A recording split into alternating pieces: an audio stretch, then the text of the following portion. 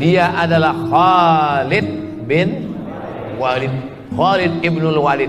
Sebelum dia meninggal dunia, Khalid bin Walid di atas ranjang tempat tidurnya, diukurnya jarinya ini jengkal demi jengkal. Apa kata Khalid bin Walid?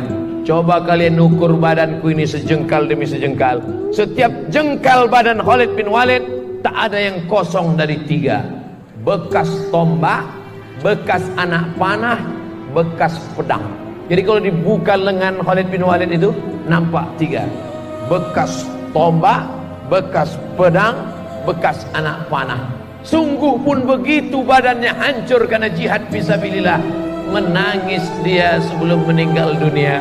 Mengapa engkau menangis wahai Khalid bin Walid? Amalmu banyak. Apa kata dia?